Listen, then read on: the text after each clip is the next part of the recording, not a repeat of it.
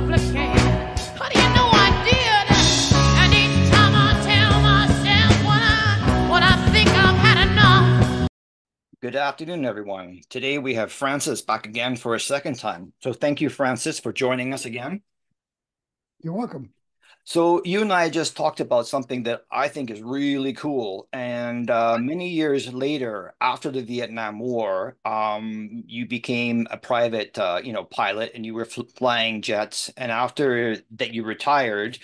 You heard a noise in the air of a plane that brought back some memories, fond memories, and you told your wife to grab the phone and take a picture of it.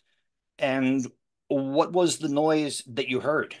Well, it was the engine, and the engine is unmistakable. And this was in Rhode Island, close to the beach, so there's a lot of banner towing, and this airplane was towing a banner. When I heard it, I went out and looked at it, and I thought, I said to Katie, "Go get the camera, take a picture, because if that thing doesn't have a nose wheel, that's a bird dog," and it was. So I looked up the local airport, looked up banner towing. I found the guy that did it, called him, and his name was Mark Simmons, Simmons Aviation at Westerly Airport in Rhode Island. And I said, "You're towing banners with a bird dog?" He said, "Yes, I have two of them." And I said, "Well, I've got 1,000 hours or more in that thing. I flew it in Vietnam." And I said, "Can I come see it?" And he said, "Yeah, when do you want to come?" Well, I went over the next morning. His son was the pilot of the banner towing airplane. He had two. One was all restored in crash and rescue colors. The one that was towing the banner had come from Japan, and it was still olive drab. And along the side, you could see the faded United States Army in black on it. So it was a Vietnam airplane. And anyway, we talked for a little bit, and he said, "Well, help me push it out." So we pushed the thing out, and he said, "Let's go." And we were going flying. So we put the stick in the back and popped the rudder pedals up in the back. I climbed in the back, he climbed in the front. My wife was filming this as we were taxiing out, and she was speaking, and the camera picked up what she said, which was, "He doesn't know how to fly this from the back seat." Well, I do. I taught from the back seat when I came back from Vietnam. So we went up flying for about 25 minutes, and I swear, Jason, it was like climbing back on a bicycle. There was nothing. And the neat thing about it was that being in the back, you're sitting a little lower than you would be if you were up front, obviously. And so if you want to see the engine instruments or the flight instruments, and there aren't many, you need to tell the guy in the front to lean over like this. Well, he said, "You've got the airplane," and in the back seat, you're sitting right over the center of gravity. I mean, right over that CG, and you feel everything. And so I didn't ask him to move, and I flew, and we made turns and did a couple of steep turns and whatnot. And I said, "Let me know if I'm coordinated," and that means that there's a little funny smiley face full of fluid with two lines in the middle and a ball. And as long as the rudder and the nose and the ailerons out on the wings are all in sync with one another, that ball stays right in the middle. Well, the ball stayed in the middle. So I thought, well, you haven't forgotten. They all work the same. You pull up, it goes up. You push down, it goes down. It was wonderful. And I cried when I got out of the airplane. I mean, I did. It was a very emotional experience, and the last thing in the world I expected. I didn't think I'd ever fly it again, and it had been 50 years since Wow. it. I came home from Vietnam in '70. Fixed wing training at Fort Rucker. Quit in about '71. I had one of the last classes, and then I did a different kind of a job that had a little bit of flying in it, but not nearly as much as an instructor. And then I got out of the Army and went to work for an airline commercial pilot. But So flying that thing, it was just marvelous.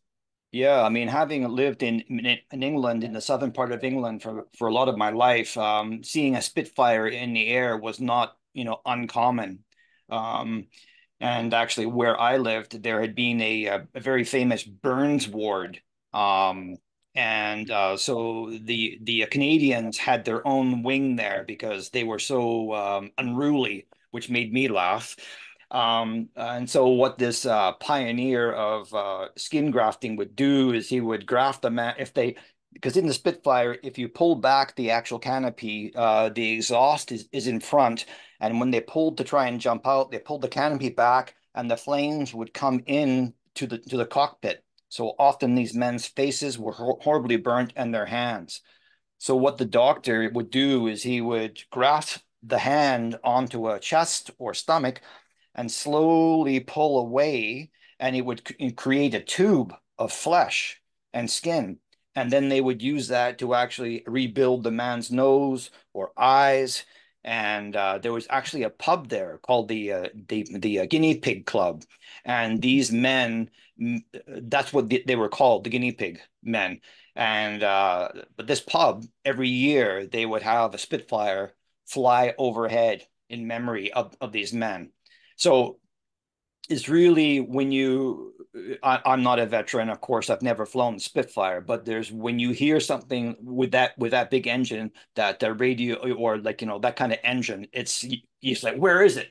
Even a Huey for me, I can hear it, and I think, well, why does that tweak me? Too many movies, I guess, right? But There are sounds you never forget. yeah, You just don't.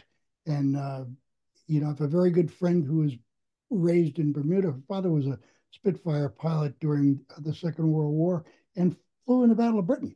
And so wow, when she sees a Spitfire, she starts crying. yeah. Remembers her dad. So yeah, it is an emotional event if you have a connection to something like that. And sounds and sights bring it all back. It doesn't go away. You don't forget it.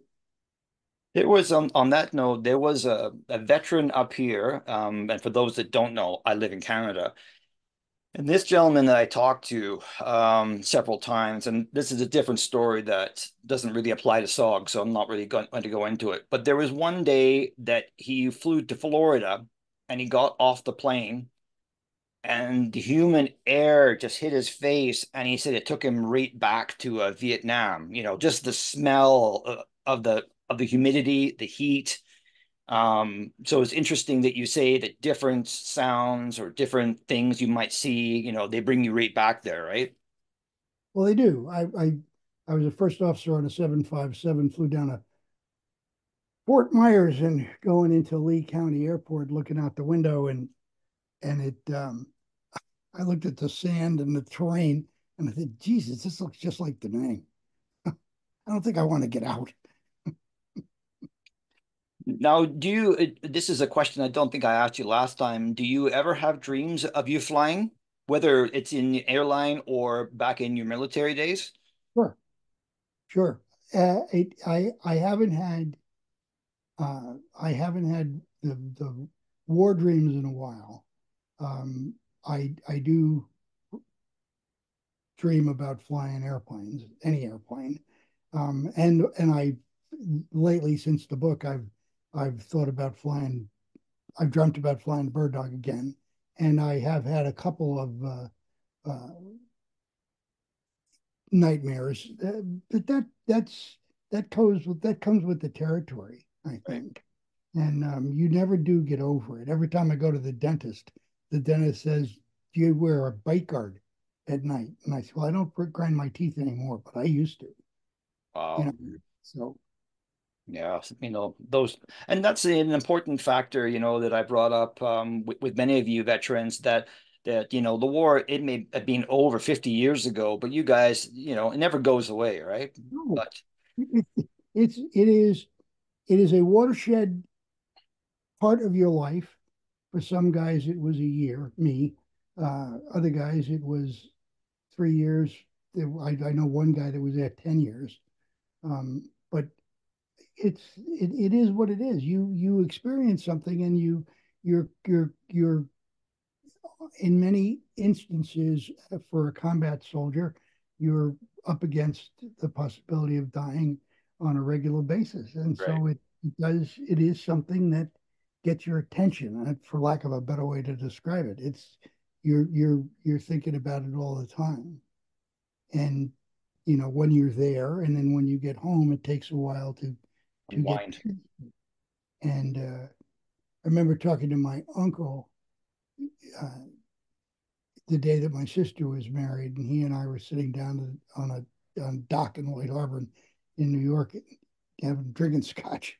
And he asked me about, because I'd only been home for about a week and a half from Vietnam when my sister got married.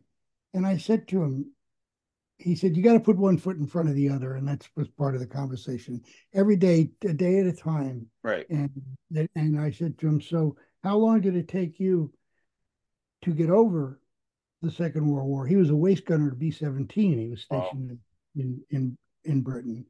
And he looked at me and he laughed and he said, I'll let you know tomorrow. Wow. Tomorrow. Okay. So that really did show you. Yeah. It ain't leaving any day anytime soon.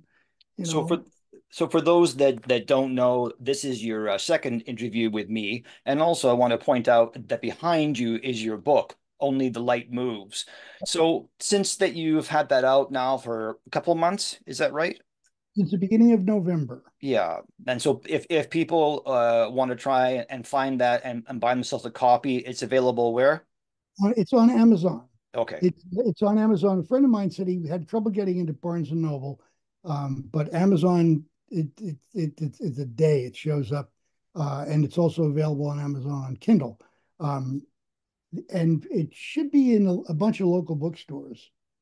Uh, and for what it's worth, we're up to 40 reviews that have been turned Great. in turned into Amazon, and every one of them is a 5-star review. That's excellent. Yeah, that's what they are. They're all 5 stars. You So know, I mean, for me doing my books, um, I think that's the biggest kind of pucker factor, even though my books are called pucker factor. When you are not a veteran and you write a book or you formulate a book, and you have to be, aware that for me, I'm not going to have a 5 star every time. And you're going to have to, if someone says, hey, the type, in the beginning comment for me was, well, the type is too small.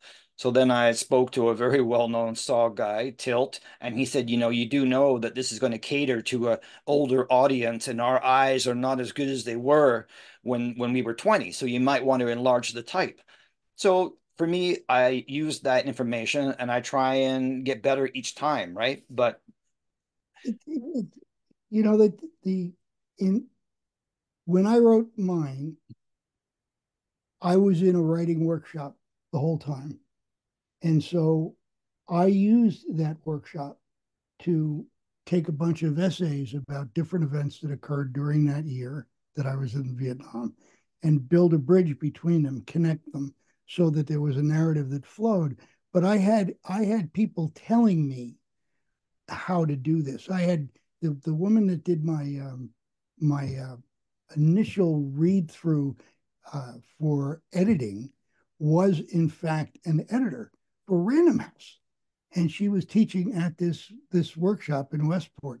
And I paid her, but she went through and told me do this, do this, do this, do this.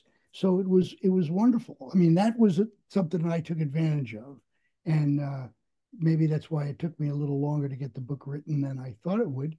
But it when I got it done and I turned it into the editor in England, I got, and I said this in the last interview, I got one request for a correction. One. wow. And it was a funny one that eventually I didn't do. But I mean I expected I'd be rewriting for a month. And I didn't do anything. Wow. You know, As a funny thing, and this Christmas I had never given my mother any of my books. I hadn't had my newest book in my hand with your stories in there. And then when it arrived here for a gift for my mom, I'm looking at it going, wow, this turned out well. But where I'm going with this is out of all the stories that she's read so far, she enjoyed yours. She really liked your style of writing, and she was just in Vietnam, Da Nang, Monkey Mountain, and so she's been interested, like, why is my son writing about SOG and this Monkey Mountain and Da Nang and Marble? What happened at Marble Mountain? They had no idea. This is her second trip to Vietnam. So now when she reads these things, she's physically been there. So, you know, You can connect a face with a name, yeah, more or less. That's what that's all about. yeah. And wonderful. And tell her thank you. I'll Let tell me her take you to, to lunch. yeah, I'll tell her to watch this. She goes, "Oh my God, my son talked about me." So before this, actually last month, you sent me a piece of paper here with things that would be a good idea to talk about. And that every vet has done this for me, and it really helps me out. So I'm going to start with like a lighter one here. What event or person made you laugh? That's a tough one. No, it really isn't. The guy the guy that I've stayed most in contact with, his name is Phil Phillips. He lives in Albuquerque, New Mexico. For people that are familiar with the O1 bird dog, there is an association called the International Bird Dog Association. Phil formed that. It's a worldwide group of bird dog pilots and bird dog owners. It's huge. And he was the one who started. Well, he and I flew together for 5 months, and we spent 5 months together, and then very occasionally got to see each other over the years at a couple of reunions. And then when I had layovers in Albuquerque when I was an MD-88 captain, I would call him and we'd have lunch together. He and his wife Artie and me. And Phil has his own airplane. He was at Oshkosh this summer. I flew to Oshkosh because he was giving a presentation, and I was there to more or less verify what he was talking about. But I would look at Phil and just start laughing. And I'm going to tell you one story, but real quick. We stole a Jeep. We didn't have a Jeep, and so Phil pulls in. He's borrowed a Jeep from SOG, from the C.C.C. at FOB2, and drives to the MACV compound in Khartoum. And he pulls into this parking space. Unbeknownst to him, it was a reserved space for this MACV major. Parks his car, goes in, does the Jeep rather, goes in, does whatever he needs to do, and he says he comes out. The major is on him, screaming at him about parking in his parking space. And Phil said the guy was so irate that he was just bathing him in spit because he was right in his face. And Phil said it was all that he could do not to ask the guy for a towel. And I thought that just cracked me up. He had a poster of his then wife, a giant poster, a big one, and she was naked and propped up on her elbow like this, and she didn't have one sharp angle on her, and she was absolutely stunning. And I nicknamed her Naked Sandy. And the other, when we were talking about something not very long ago, like about a month ago, and he referred to her as Naked Sandy, and I almost fell off the chair laughing. I mean, it was that stuff. There was always something funny going on. Um, he engineered the theft of this Jeep, but denies it to this day. We know he did it, and I mean he got yelled at by the major, took the SOG Jeep back to the compound, got another one. He and a couple of crew chiefs went over and stole the major's Jeep. It was Wow. the one they stole. Got it back to the SOG compound. It's late that night. SOG guys painted it black, put C.C.C. Identification on it, and stenciled SPAF under the windshield, and and we had a Jeep. And he denies to this day that he did it.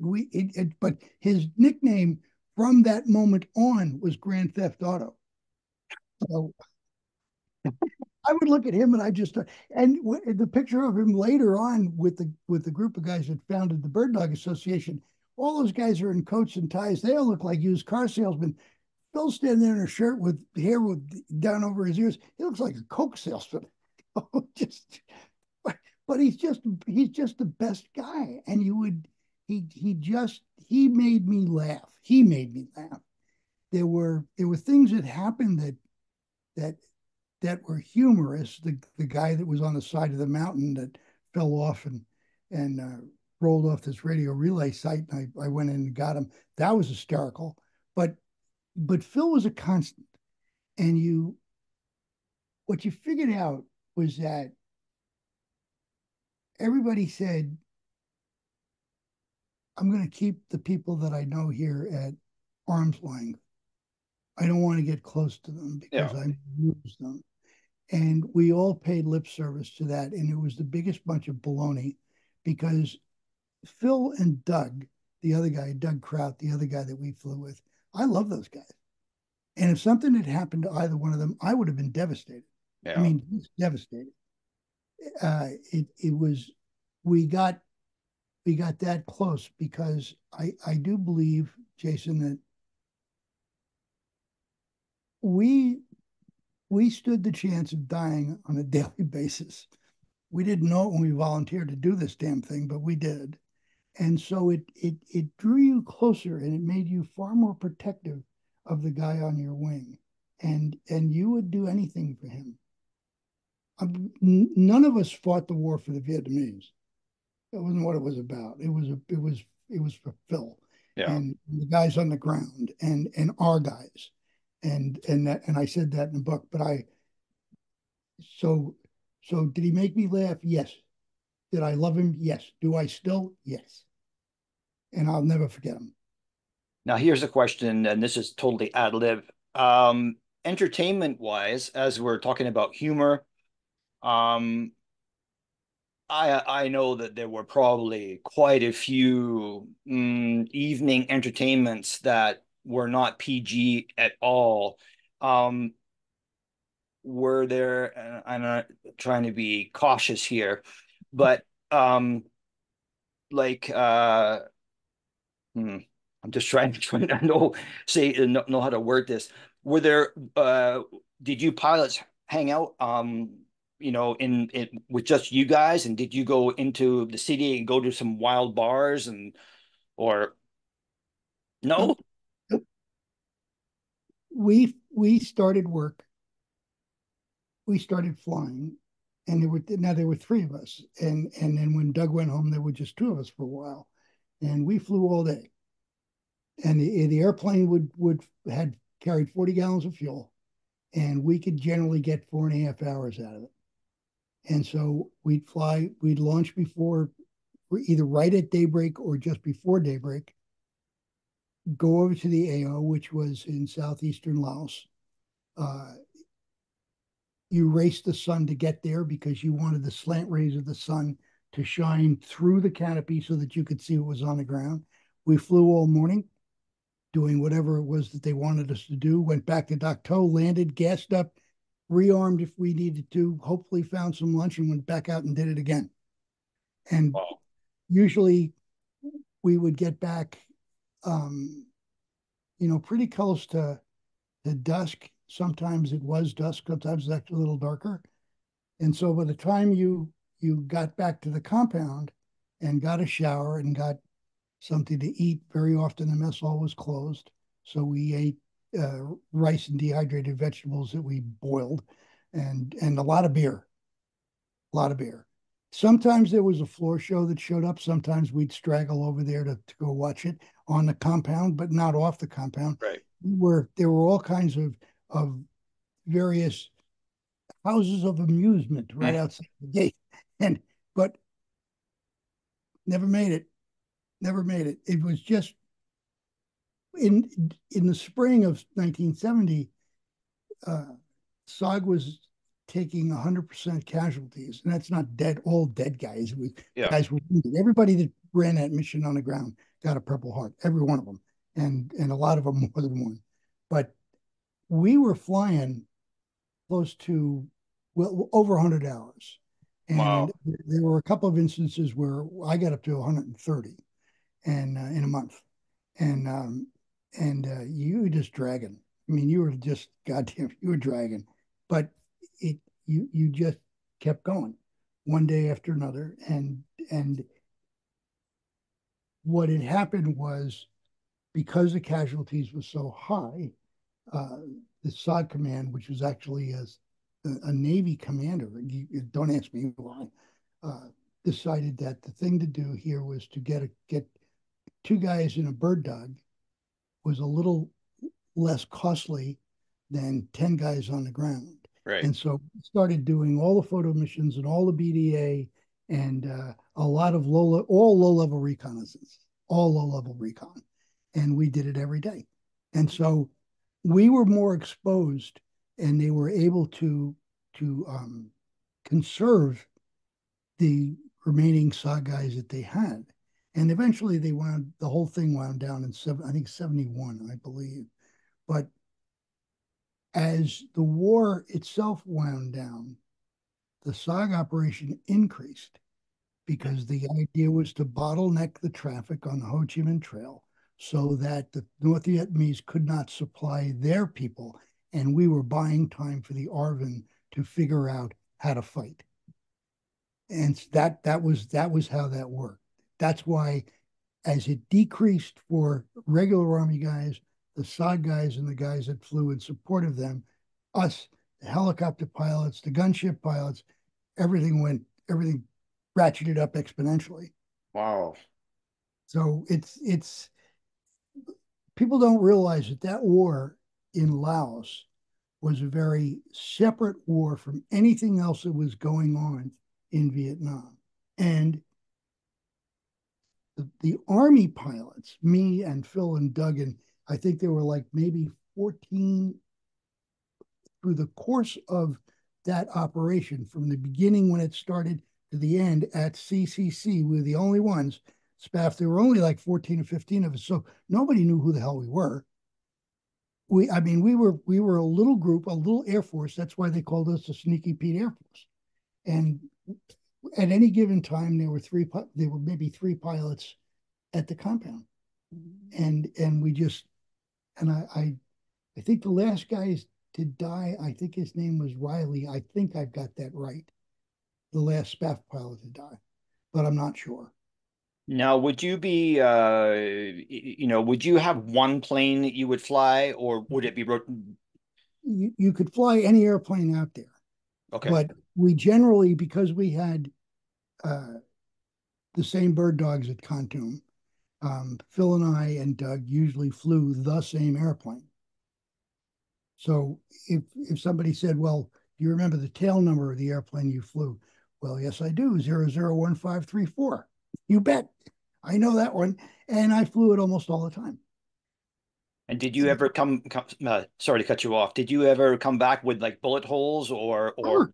branches or whatever? No, no, no branches. Although we got damn close, but yeah, we did take quite a bit of fire, and the branches thing is kind of an interesting segue here, because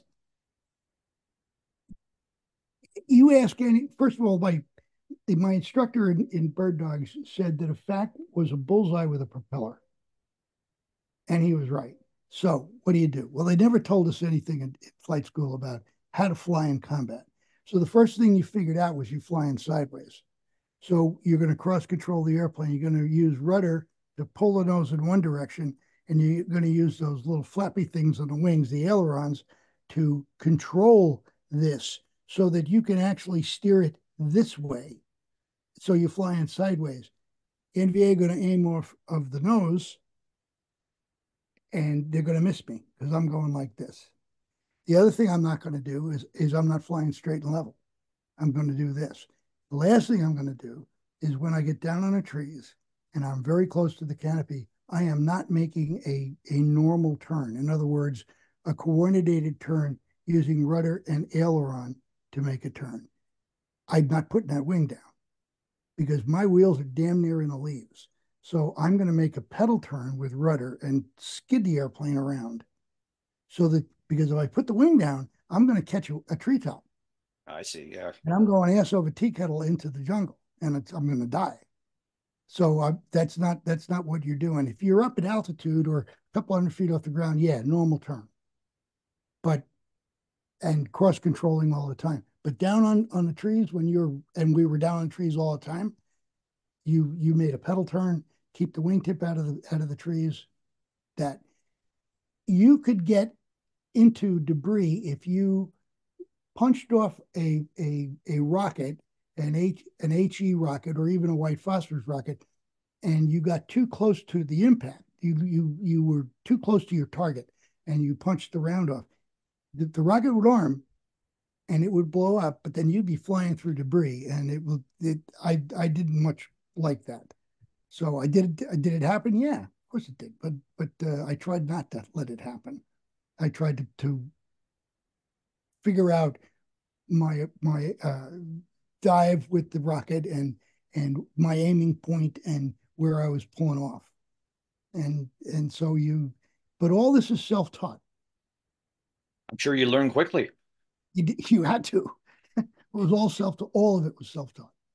Now, here's a different kind of question. And were you ever asked to take something from an airport, like in your plane, that you thought, oh, I don't really want to take that? I'm talking more about kind of smuggling anything, or had you heard rumors about any of that? No? Nope, nope. We were on the Cambodian border.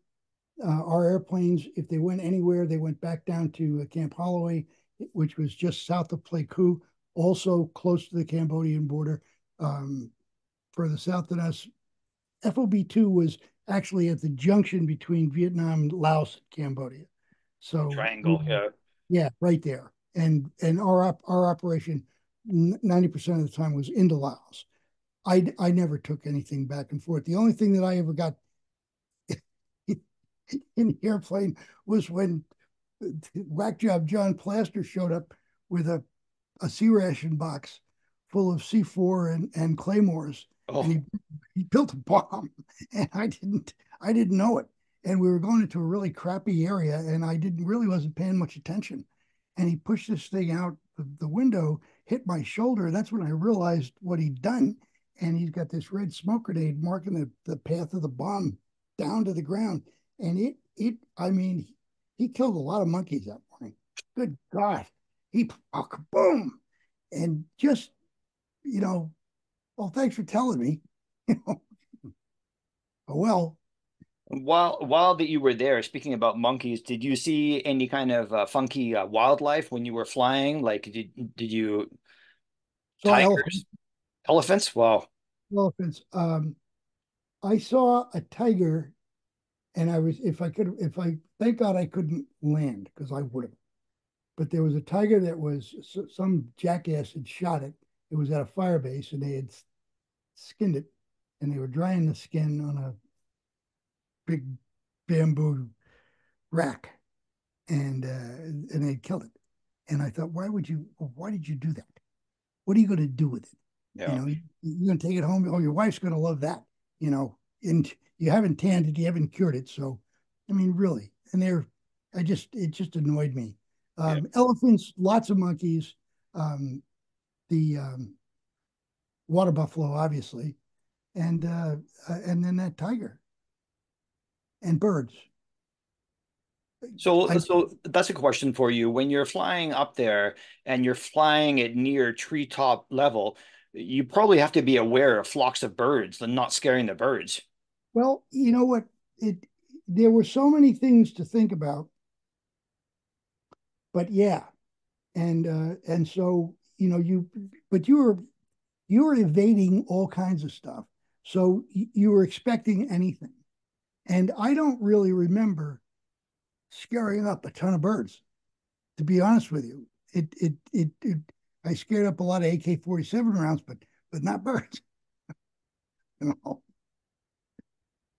Yeah. So it says here, um, So we did touch on this a little bit last time, and but your question here, just for those who didn't watch the first interview, and I think you really should.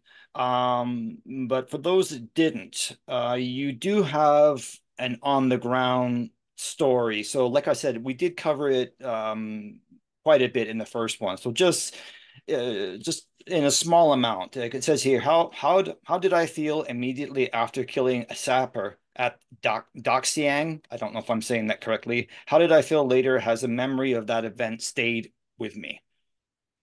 Yes.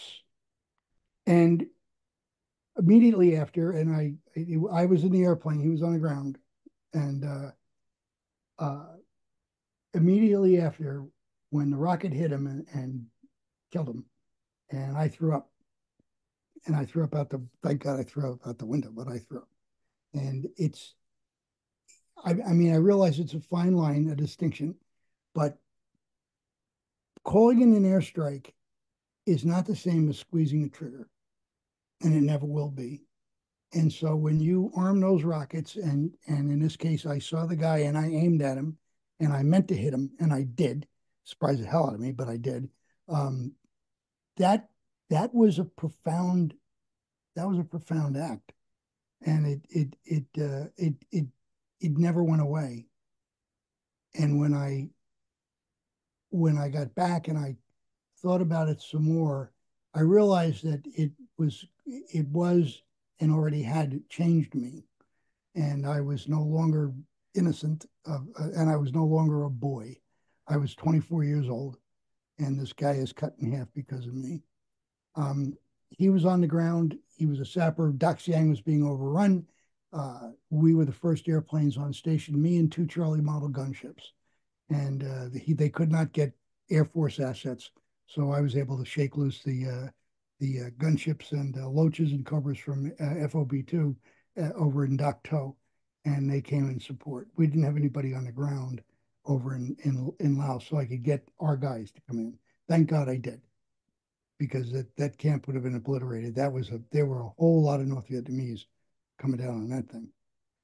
And again, for the public who don't know what a sapper is, it's basically commando, right? I mean, they were very lightly dressed, and so they would hit hard, hit fast, and they were very well trained. They could get underneath barbed wire, and they were very, very good, right? And His job was to blow the wire.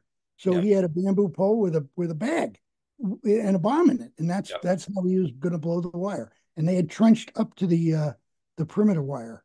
Um, I don't know how long it took them to dig the trench, but that's what they had, yeah. and I caught them. So yes, that's what they were, and they were amazing. They were really tough troops. Yeah, I've seen some, photographs of them, and that would be and talk to some of you guys, some of the SOG guys who were at Marble Mountain, and seeing them just in their loincloths and running around, and you would be terrified, right? Um, so being in the Air Force, did you have to sign up for only 6-month periods? Because you were there for a year, right? So The normal tour was a year, and I wasn't in the Air Force. I was an Army pilot. Army, sorry, Yeah, slap the slap the wrist there. there were Air Force bird dog pilots in support of Right, God. That their call sign was Covey, right. and they did a lot of directly controlling the teams on the ground. Um, but no, my tour was a year, so I went from the 4th of September in '69 to the 4th of September in '70. I could have extended for 6 months at a time, Okay. and I could have kept doing it. Um, I decided that I had probably run out of all the good karma that I had, and that if I stayed, I wouldn't live.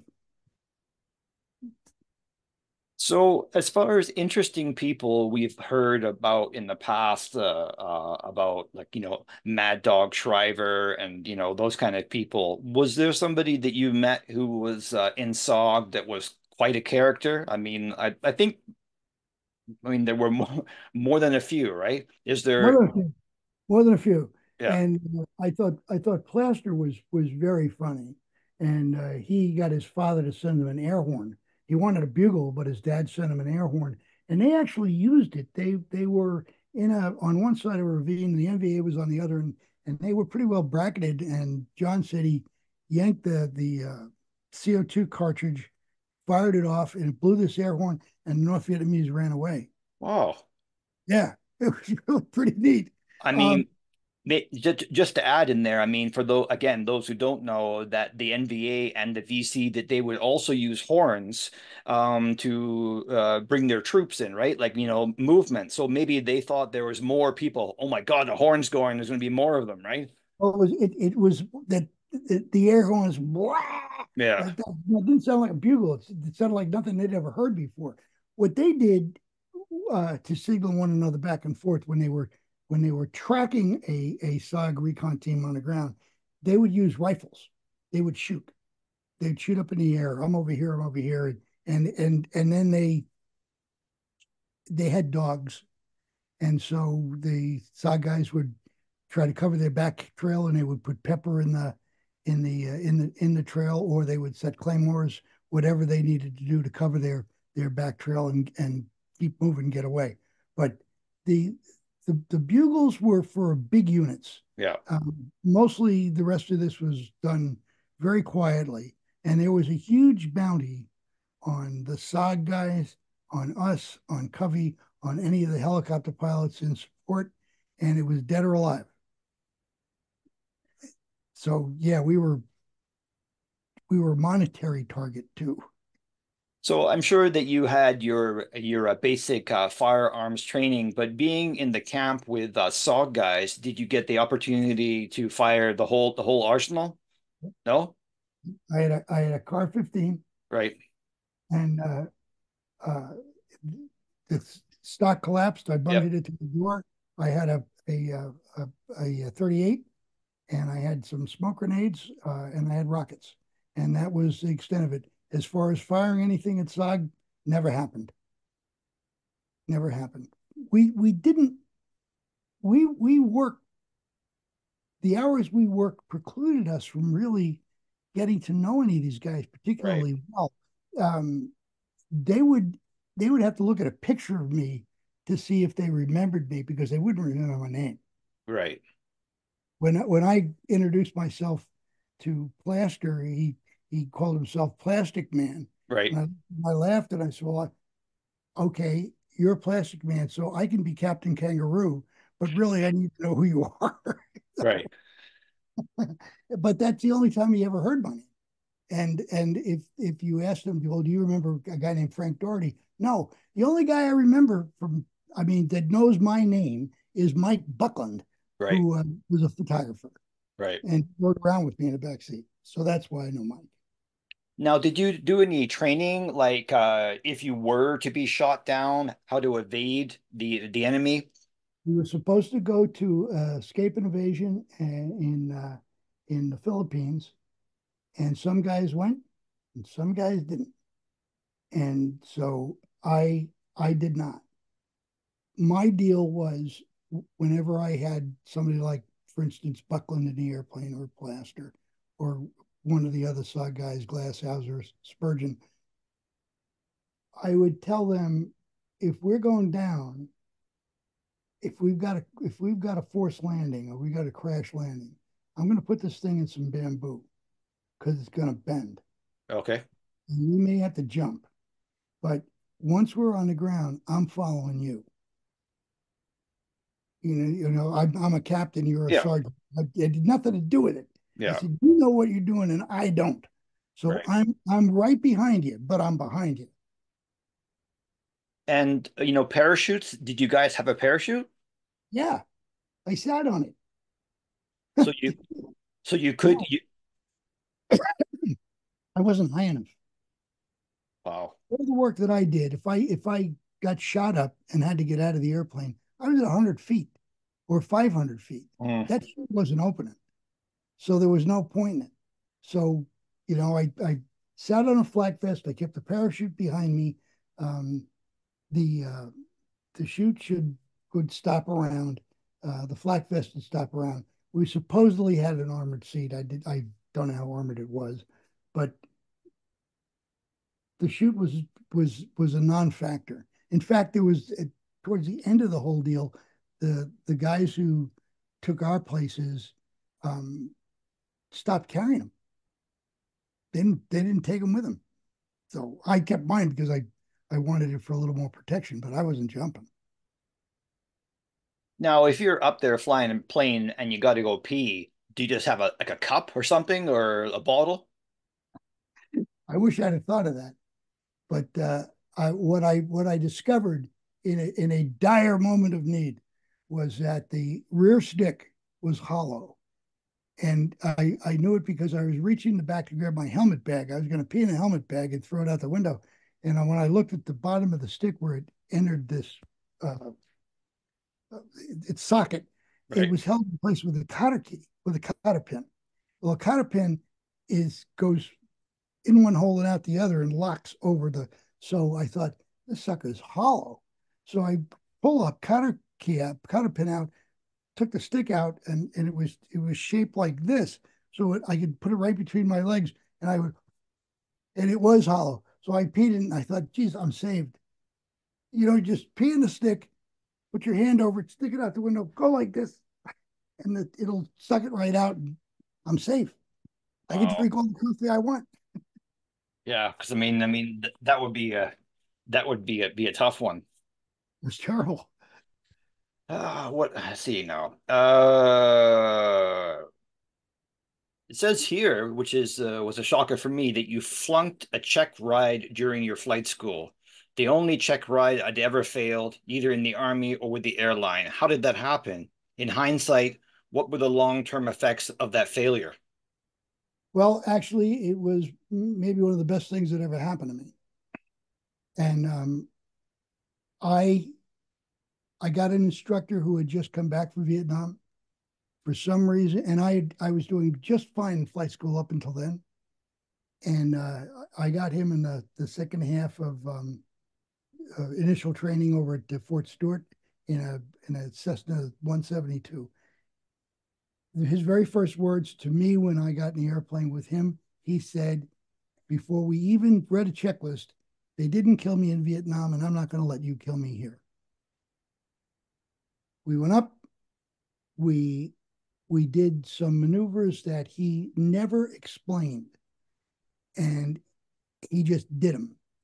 When I taught, I used to have my student put his hand on a stick and his feet on the rudder pedals so he could feel me move and see what I was doing. He never did that, and he never talked. He never explained anything. I flew with him in the course of 3.5 weeks. I flew with him maybe 4 times, and I learned absolutely nothing. Wow.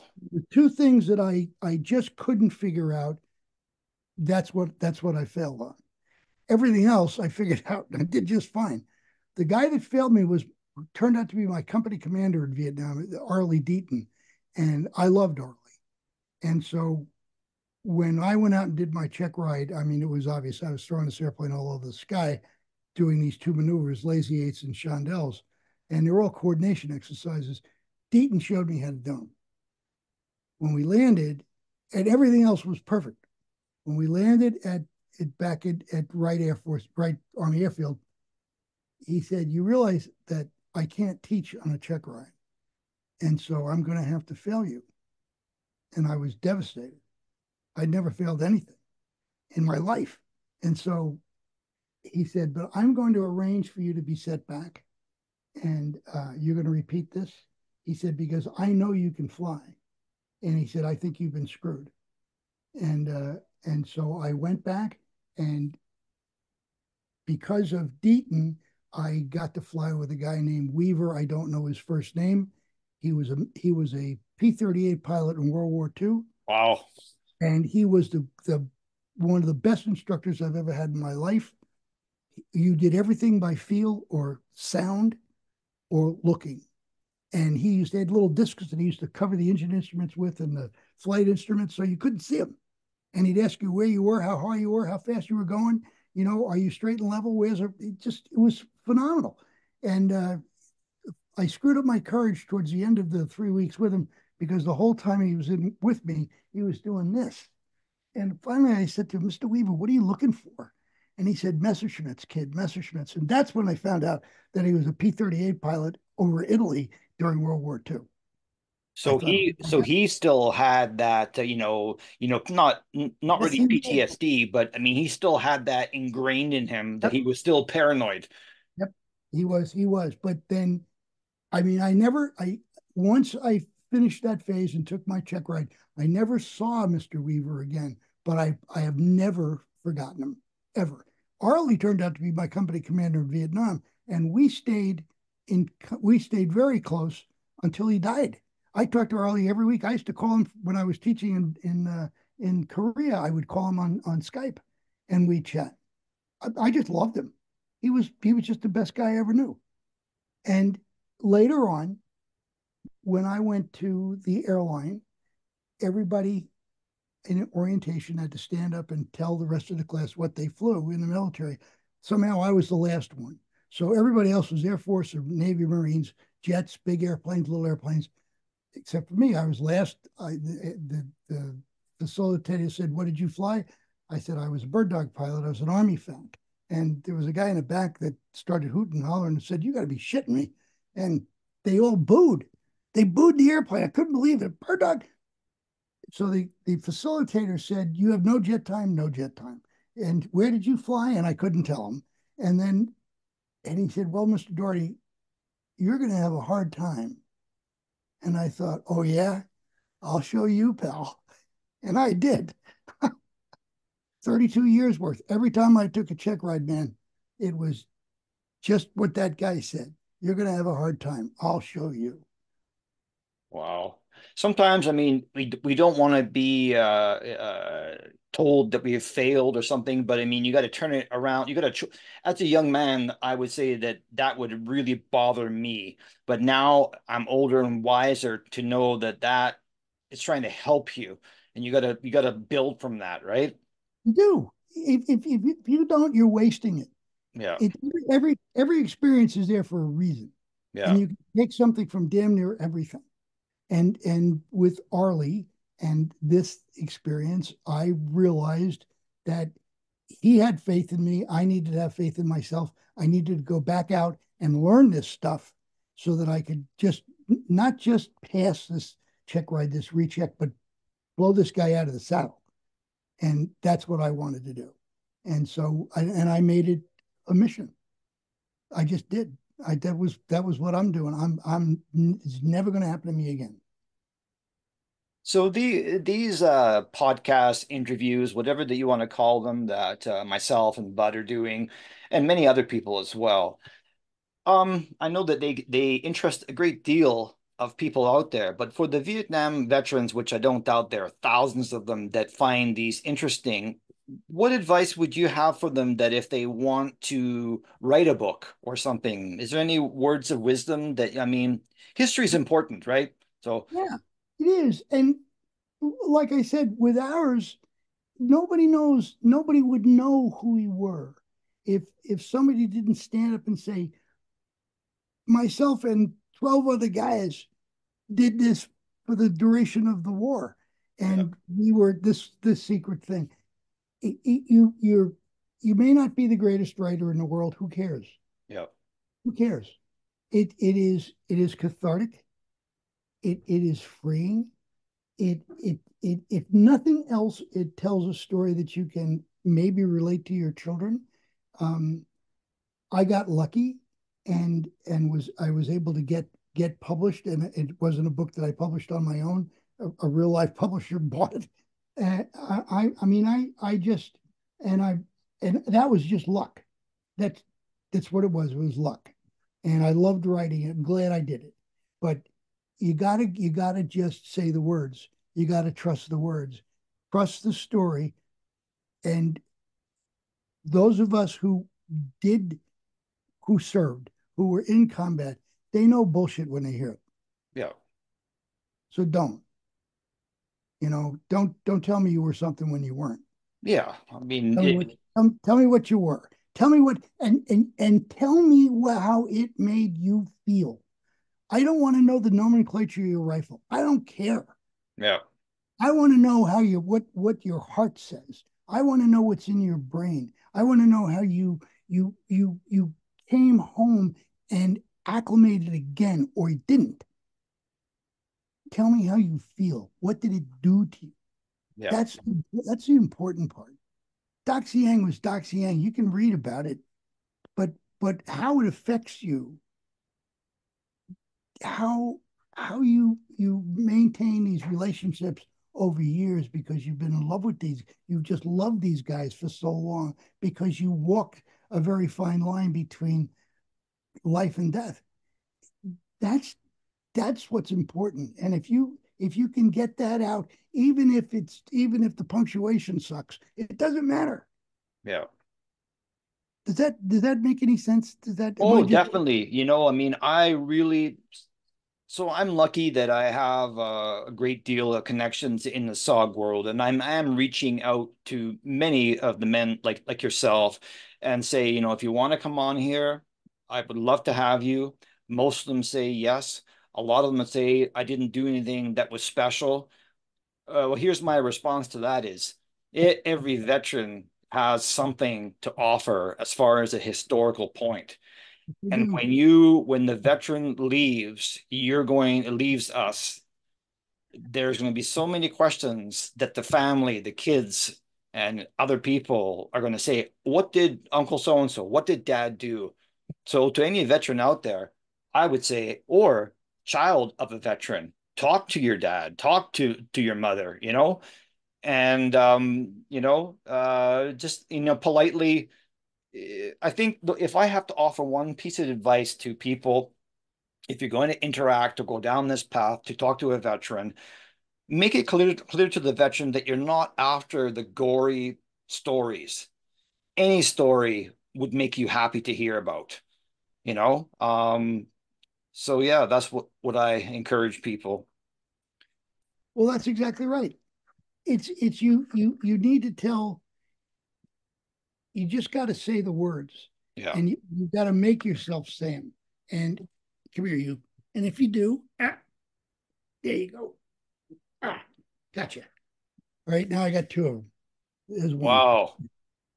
Got your hands full. Yep, there are two of them up here. Yep, that's you right there. Nice to talk to you. You know, it's funny. There was one of my interviews there. It's John Good, and you can see his cat going up the back stairs, and then you can see the cat's tail in front of the camera. You know, Yeah, it's funny. I think it's great. I mean, like some people might go, "Oh, I'm going to edit it out," but it's real life, and that's what this is about. It's not I, a I was surprised they stayed downstairs so long. yeah. Normally they're on me in a minute.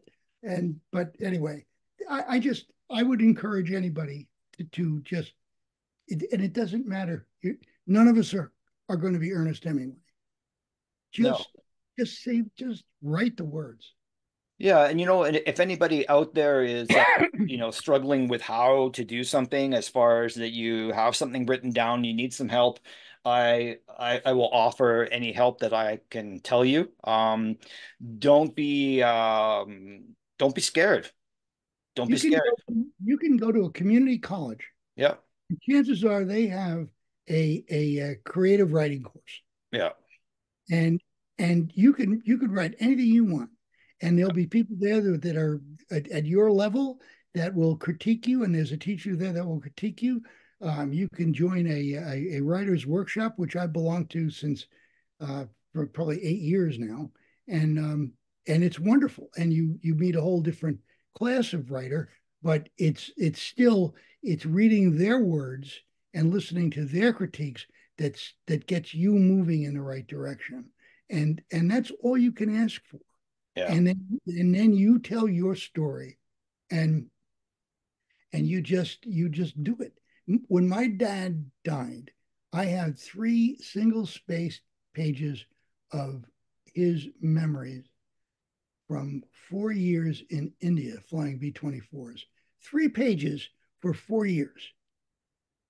There was one story about flying, and the rest of it was about smuggling my mother on a troop train from New York to Tucson. Who cares? That's not what I want to know. I got more out of my uncle sitting on the dock that day after my sister's wedding, drinking scotch and asking him how long it was going to take him, or he had talking about how long it takes to get over something like the war, than I ever got out of my dad. My Right. dad was not talking about it, but my uncle did a little bit. And so but he was talking about his feelings, his guts, and in a couple of sentences, he told me a huge story. Right. So that you gotta trust your words. Yeah. Just do it. Well, I see that we're at 1 hour exactly. Well, I thank you very much. It's always a pleasure to talk to you. And, in the future, it will be next year, which sounds funny to even say that, but next year that we'll have to have you on again, and we'll ask you the rest of the questions on your on I your come on here anytime you wanted. I'm happy. I love doing this. This is fun, and I enjoy talking to you. You're Thank you. doing a great job. You are because of you, what you're doing. Our stories get told. Our history is being Yeah. recorded. That's the most because we're dying. Yeah. We're going away. I'm going to be 79 next April. Yeah. How the hell did I get to be 79? Yeah. Well, I'm not supposed to be that old. I was 20 once. Yeah. So you're doing us such a huge service, and I thank you for it, Jason. I truly do.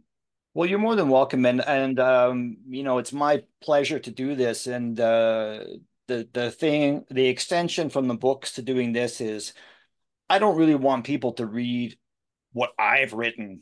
Um, I could write a book. I could write a story, but that's third-hand information. If I can have you, the veteran, tell your story or give me a story to share, which you have, you're reading what the man wrote, not what I wrote. Yeah. So my what I love to do is to do the artwork and the graphics and make it like my mom had a good comment. She said, I like your layout because it mixes up everything. It's not just words, but there's interactive, there's some newspaper clippings, there's maps, there's this. Why I've done that is so it can cater to, I mean, if your grandchild was a bit older, if they were 10, you could show them a map there and they're gonna grasp that, right? And so yeah, but so for today, we're going to end this one. And I hope that you and your family have a happy new year. It's going to be 2024. So that's pretty wild. But I have a lot of exciting things coming up. And one of them will have to be you on again. Well, I'm looking forward to it anytime.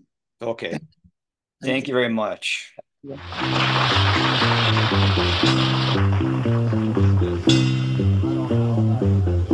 In this dirty old part of the city where the sun refused to shine, people tell me it ain't no use in trying. My little girl, you're so young and fresh, and one thing I know